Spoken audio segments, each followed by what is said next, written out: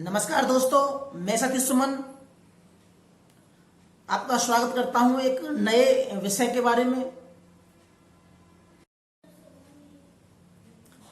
आज हम बात करेंगे संविधान के एक मुद्दे के बारे में। कुछ लोगों का यह मत है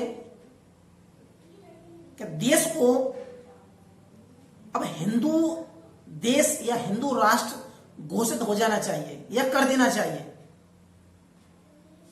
क्योंकि इसमें हिंदुओं की जो संख्या है वो ज्यादा है। एक अजीब तर्क आता है कि साहब मुस्लिम जो पाकिस्तान है या मुस्लिम सीरिया है, ये भी तो एक धार्मिक आधार पर एक देश है।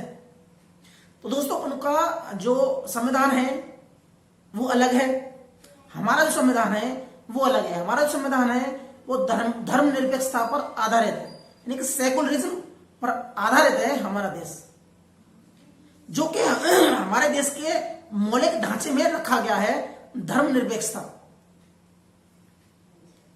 अभी मौलिक ढांचा क्या होता है कि केशवानंद भारती मामले में कहा गया था माननीय सुप्रीम कोर्ट ने कि संसद संविधान में कुछ बदलाव कर सकती है, किसी बजाय मौलिक ढांचे को छोड़कर संसद को यह अधिकार है कि कुछ संशोधन कर सकती है संविधान में।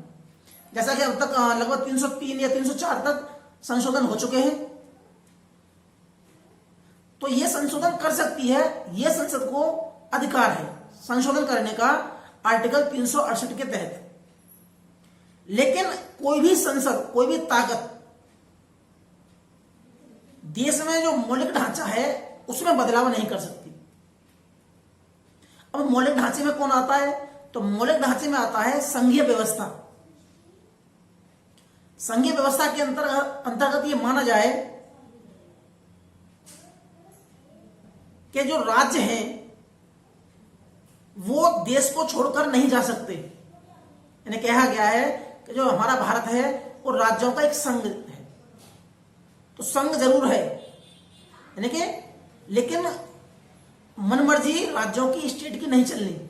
ऐसा नहीं कि हम जो देश बना है वो राज्यों से बना है, तो राज्यों से मिलकर बना है, लेकिन उनको इतनी पावर नहीं है कि वो देश को छोड़कर कहीं और जाने की सोच लें। यानी कि ऐसा नहीं कोई कश्मीर पाकिस्तान मिल जाए या कोई और स्टेट कहीं किसी और स्टेट में मिल जाए, तो राज्य को इतनी पावर नहीं है। यह है हमारी संघीय ढांचा। राज्य को सिर्फ स्वायत्तता दी गई है, स्वतंत्रता नहीं दी गई।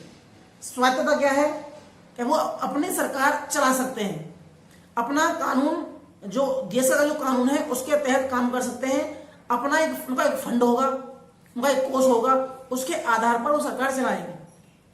सिर्फ सरकार चलाएंगे, स्वायत्तता है अपने आधार पर। लेकिन ऐसा नहीं है कि स्वतंत्रता नहीं है कि वो छोड़कर देश, वो किसी और देश से मिल जाए। दूसरी बात है प्रजातंत्र। कोई भी ताकत, कोई भी संसद जो प्रजातंत्र है उसको खत्म नहीं कर सकती।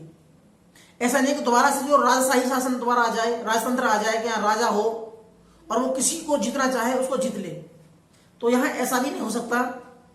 ये पहले से ही सोच रखा था जो बाबा साहब डॉक्टर अम्बेडकर ने, या जो उनकी जो संविधान निर्मात्री संस्था थी, कि देश को हम प्रजातांत्रिक देश बनाएंगे, देश को हम लोकतांत्रिक देश बनाएंगे। ये उनका एक सपना था और आज उनका जो सपना है वो पूरा हो चुका है कि देश किसी भी हालत में राजशाही नहीं बन सकता, राजतंत्र नहीं बन सकता, वो लोकतंत्र है, प्रजातंत्र है और रहेगा भी। अगला आता है इसमें सेकुलरिज्म, यानी कि धर्मनिरपेक्षता, और सही अर्थ हम कहते हैं पंथ निरपेक्षता। तो देश की संसद कोई भी हो, कोई भी सत्ता आ जाए, कितनी से कड़ी आ जाए, वो इस धर्मनिरपेक्षता को खत्म नहीं कर सकती, क्योंकि मौलिक ढांचे में रखा गया है, मूल प्रस्तावना में रखा गया है धर्मनिरपेक्षता। इसमें फेरबदल नहीं हो सकता, क्योंकि देश है वो धर्मनिरपेक्षता है, धर्मनिरपेक्ष देश है, क्योंकि उसमें कहा गया है कि जो सत्ता होगी उसका कोई राजधर्म नहीं होगा, वो सभी धर्मों से दूर होगी। धर्म का क्या है, एक हमारा निजी मामला है, वो हमारा एक मौलिक अधिकार है जो आर्टिकल 25 से 28 तक बताया गया है धर्म के बारे में, या वो हमारा मौलिक अधिकार है, हम उसमें क्या कर सके। ठीक है दोस्तों, तो कोई भी ताकत, कोई भी संसद कोई ऐसा संशोधन नहीं कर सकती कि देश हिंदू राष्ट्र बन जाए, देश मुस्लिम राष्ट्र बन जाए, देश ईसाई राष्ट्र बन जाए। तो ऐसा नहीं हो सकता। मुस्लिम जो देश है वो सभी धर्म रहेंगे यहाँ पर, और सभी धर्मों का जो अधिकार हैं वही बराबर ही रहेंगे। अब लोगों का मानना है कि सब पहले ये कहते थे कि 370 लग रही है वो नहीं हटेगी और अब हट गई, तो 370 का हटाना या 3 तलाक का अपराधीकरण करना या नागरिकता कानून में संशोधन करना, दोस्तों ये इन तीनों कामों में संसद को पावर है। संविधान में नागरिकता के विषय में कहा गया है आर्टिकल 5 से लेकर आर्टिकल 11 तक कि इसमें संसद ही कानून बना सकती है। तो अगर नागरिकता संशोधन हुआ है तो उसमें संसद को यह अधिकार था कि उसमें कोई भी कानून बना सकती थी वो, और उसने बनाया भी। जो आर्टिकल 370 था या 35A था उसमें भी संसद को पावर थी, लेकिन वो थोड़ा घुमा के पावर थी और उसी का यूज किया गया उसे हटाने के लिए। तीसरा था कि 3 तलाक को अपराधीकरण करना, तो वो भी एक संसद को पावर है, वो बिल पेश करेगी, संशोधन होगा उसमें।